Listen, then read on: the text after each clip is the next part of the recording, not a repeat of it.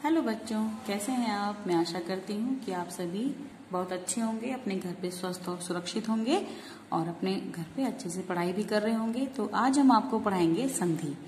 संधि का पहला पार्ट। देखो इस अध्याय में हम क्या क्या पढ़ेंगे। संधि, संधि विच्छेद, संधि के भेद, स्वर संधि, व्यंजन संधि, विसर्ग संधि। ठीक है।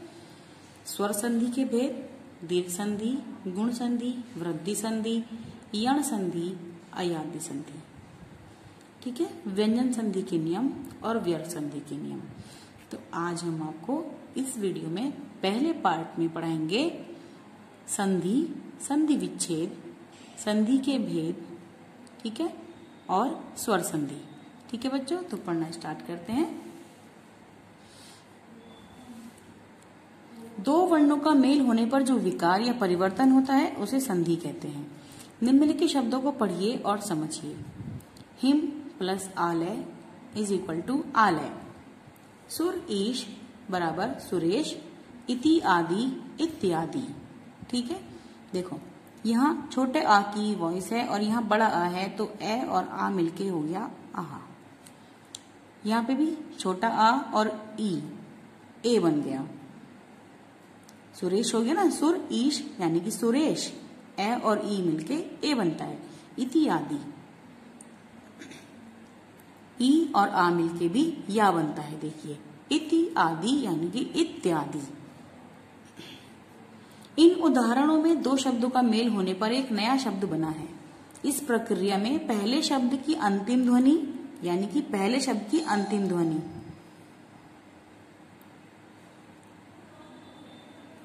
तथा दूसरे शब्द की प्रथम ध्वनि यानी कि आ से मेल हो गया है। ठीक है। इस मेल को ही संधि कहते हैं। ठीक है। अब आता है संधि विच्छेद। संधि विच्छेद का अर्थ है संधि हुए शब्दों को अलग करना। ये हमने जो संधि करी है, इन दोनों को मिला के एक जगह जोड़ा है, इनको अलग करना संधि विच्छेद कहलाता है। जैसे ये है गजानन, तो गजानन पे संधि विच्छेद करेंगे हम गज प्लस आनन। पुरुषोत्तम पुरुष प्लस उत्तम। परमेश्वर परम प्लस ईश्वर। देवशी देव प्लस ऋषि। ठीक है। अब हम पढ़ेंगे संधि के भेद। तो बच्चों संधि के 3 भेद होते हैं। पहला होता है स्वर संधि, दूसरा होता है व्यंजन संधि और तीसरा होता है विसर्ग संधि। तो हम आज पढ़ेंगे स्वर संधि। जब पहले शब्द के अंत में और दूसरे शब्द के आरंभ में, पहले शब्द के अंत में और दूसरे शब्द के आरंभ में यानी कि स्टार्टिंग में स्वर होता है, तो उन दोनों के मेल को स्वर संधि कहते हैं। यहां भी स्वर होना चाहिए और यहां भी स्वर होना चाहिए, तब बन जाती है स्वर संधि। देखिए जैसे इस तरह से ए और आ। ठीक है। दो स्वरों के बीच होने वाले मेल को स्वर संधि कहते हैं। स्वर संधि के भेद। स्वर संधि के निम्नलिखित 5 भेद होते हैं। का दीर्घ संधि पढ़ते हैं पहले। दीर्घ संधि में एक ही स्वर के ह्रस्व और दीर्घ दोनों रूपों का मेल होता है और वे दोनों मिलकर दीर्घ हो जाते हैं। फिर से पढ़ती हूं एक बार। दीर्घ संधि में एक ही स्वर के ह्रस्व और दीर्घ दोनों रूपों का मेल होता है। देखिए इधर इस तरह से, और वे दोनों मिलकर दीर्घ हो जाते हैं। जैसे मैं आपको आगे उदाहरण बताती हूं। इसके उदाहरण देखेंगे हम। देखिए अ प्लस अ मिलके आ बन जाता है। जैसे कि सूर्य अस्त, यहाँ दोनों में छोटा आ है तो यहां बन गया सूर्यास्त। ठीक है। ए और आ, कार्य आलय, कार्य में छोटा आ है और यहाँ पे बड़ा आ है, इसीलिए यहाँ पे भी आ हो जाएगा कार्यालय। ठीक है। फिर चाहे पहले बड़ा आ हो फिर छोटा आ हो, फिर भी बड़ा आ ही बनता है। दोनों को जोड़ते हुए आ स्वर का ही उच्चारण होता है। जैसे सूर्यास्त कार्यालय, विद्यार्थी, वार्तालाप। ए प्लस ए प्लस आ बराबर आ प्लस ए बराबर आ प्लस आ भी आ। ठीक है। फिर ई और ई मिलके बड़ी, जैसे रवि छोटी, इंद्र छोटी जमा रविंद्र, यानी कि बड़ी ई बन गई। फिर छोटी ई और बड़ी ई मिलके भी बड़ी ई बनती है, जैसे अधि ईश्वर, अधीश्वर। फिर बड़ी ई और छोटी, पहले बड़ी ई हो और छोटी ई बाद में हो तब भी बड़ी ई बनेगी, जैसे मही इंद्र, महींद्र। अगर दोनों बड़ी ई हैं तब भी दो बड़ी ई बनेगी, जैसे नदी और ईश, नदीश। ठीक है। फिर आता है आपका ऊ, छोटा ऊ और दोनों छोटा ऊ मिलके, यानी ऊ मिलके भी ऊ मिलके भी बड़ा ऊ, चाहे पहले बड़ा ऊ हो बाद में छोटा ऊ हो, बड़ा ऊ ही आवाज आएगी लास्ट में, बड़ा ऊ और बड़ा ऊ मिलके भी बड़ा ऊ। जैसे सु उक्ति, सूक्ति। धातु, बड़ा ऊ यहाँ पे आ गया, देखिए यहाँ पे छोटा ऊ है। धातुष्मा, यहाँ बड़ा ऊ की मात्रा लगाई है इसीलिए।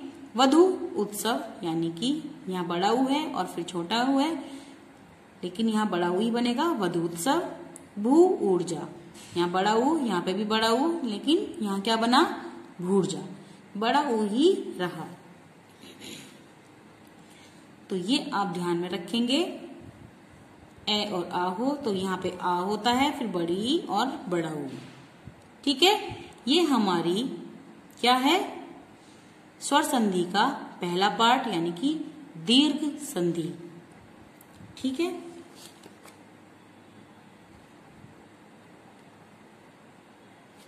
अब हम पढ़ेंगे इसकी नंबर 2 गुण संधि। ए आ के बाद ई आए तो, अभी तो पहले ए आ जोड़ रहे थे, अब इसमें गुण संधि में क्या होता है, ए में ई, ए में बड़ी, आ में ई, आ में बड़ी। ठीक है। तो क्या बनेगा, ए से एड़ी। देखिए स्व यहाँ पे अ है, फिर छोटी ई है, तो यहाँ बनेगा ए से एड़ी, स्वेच्छा। परम ईश्वर, परमेश्वर। महा इंद्र, महेंद्र। राका ईश, राकेश। ठीक है। आ और ई मिलके भी एक बनता है, राका ईश, राकेश।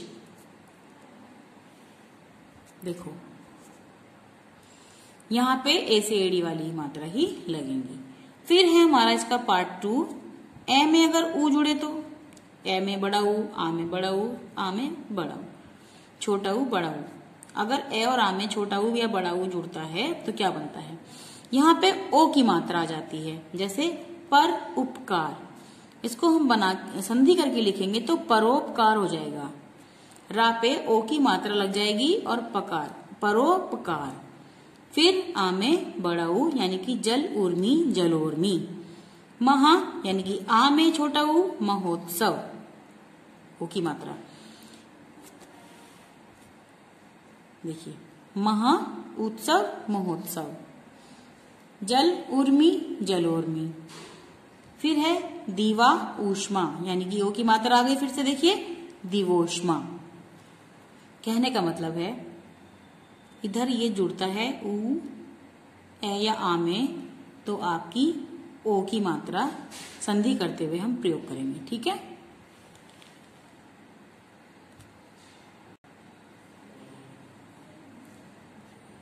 इस गुण संधि का नेक्स्ट पार्ट है, ए और आ में अगर रीरी जुड़े तो, ए में रीरी जुड़ते तो अर हो जाता है, आ में रीरी जुड़े तो अर हो जाता है। जैसे कि ब्रह्म ऋषि, ब्रह्मा ऋषि, ब्रह्म ऋषि। ये वाला यहां पे आ गया ना, ब्रह्म मर्षि, ब्रह्म ऋषि। यहां दोनों के बीच में रा बोलता है, महर्षि, महर्षि। ठीक है। अर हो जाता है, महर्षि, अर्षि, महर्षि। बोल के देखेंगे तो आपका ये डाउट भी क्लियर हो जाएगा, अर कैसे उच्चारण करते हैं। जैसे महर्षि, महर्षि, महर्षि, महर्षि। ठीक है। आपको ये बोल के देखना होगा बच्चों। इसका अब स्वर संधि का तीसरा पार्ट, यानी कि वृद्धि संधि। ए आ के बाद ए आए तो ए और आ के बाद ए या ए आए तो दोनों के स्थान पर ए की मात्रा हो जाती है। ओ और औ आए तो दोनों के स्थान पर औ हो जाता है, यानी कि ओ ए और औ। वृद्धि संधि में दो मात्रा आती हैं, आई की मात्रा और औ की मात्रा।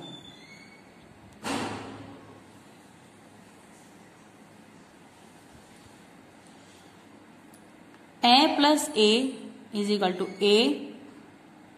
ए प्लस ए इज इक्वल टू ए, आ प्लस ए आई, आ ए आई। ठीक है, जैसे एक एक एकैक, मत ऐक्य मतैक्य, सदा एव सदैव, महा ऐश्वर्य महेश्वर्य। यहाँ पे आई की मात्रा आ जाती है। ठीक है, फिर है अगर ओ और औ जुड़े तो क्या होगा, औ की मात्रा आ जाएगी। जैसे जल घोष, जल ओघ जलौघ, देव औदार्य देवौदार्य, महा ओज महोज, महा औषधि महाऔषधि। ठीक है, ये हो गया आपकी वृद्धि संधि। अब है यण संधि। यण संधि ई उ और रीली के बाद कोई असमान स्वर आए तो ई का य हो जाता है, उ का व हो जाता है और रीली का र हो जाता है। इस संधि को यण संधि कहते हैं। उदाहरण, ई या बड़ी ई में अगर असमान स्वर जुड़े तो, यानी कि ए आ ए उ आ उ, बड़ी या छोटी ई में तो क्या हो जाएगा, यदि अपि यद्यपि, इति आदि इत्यादि, यानी कि या हो गया। प्रति एक प्रत्येक, प्रति उपकार प्रति उपकार, या हो जा रहा है ना, मात्रा तो वही आ रही है उ वाली, लेकिन या हो जाता है। नदी आमुक नद्यामुक, स्त्री उपयोगी स्त्रीपयोगी। ठीक है, ध्यान रखेंगे इस बात का कि ई और उ आएगा तो यू हो जाएगा, ई आया तो वा या, इसमें प्रिंटिंग मिस्टेक है, यहाँ पे या है। ई उ आया तो यू, ई ए ये, ई आ या और ए आया तो या। ठीक है, इसके बाद इसका नेक्स्ट पार्ट है उ यानी कि बड़े उ और छोटे उ में असमान स्वर जुड़े तो वो हो जाता है वा। ठीक है, जैसे ए है तो वा, आ है तो वा, ई है तो वी, ए है तो वे, ओ है तो वो, आ है तो वा। ठीक है, बड़े उ में या छोटे उ में जो भी जुड़ता है, आ ई उ ये ओ और आ, लेकिन यहाँ पे आवाज किसकी आएगी, वे वा वी वे वो वा। जैसे मनुअंतर मनमंतर, सुआगत आया है ना, उ में आ तो वा हो गया स्वागत। अनुईक्षण अन्वीक्षण, अनुएषण अन्वेषण, लघु ओष्ठ लघोष्ठ, वधु आगमन वधुआगमन। देखिए उ और आया तो यहाँ पे वा हो गया। अब अगर रीरी में आए तो क्या होगा, रीरी में अगर असमान स्वर जुड़े तो रा और री हो जाएगा। आ जुड़ेगा तो रा और ई जुड़ेगा तो री। जैसे कि पित्राज्ञा पित्राज्ञा, मातृ इच्छा मातृइच्छा। ठीक है बच्चों, ये हो गया आपका यण संधि का पाठ। अब हम आ गए हैं स्वर संधि के लास्ट भाग में, अयादि संधि। अयादि संधि क्या होती है, यदि ए आई ओ औ के बाद कोई असमान स्वर आए तो क्रमशः आए आए अव आव हो जाते हैं। इस संधि को अयादि संधि कहते हैं। उदाहरण, ए में अ तो आए, आई में अ आए, ओ में अ अव, ओ में अ आव।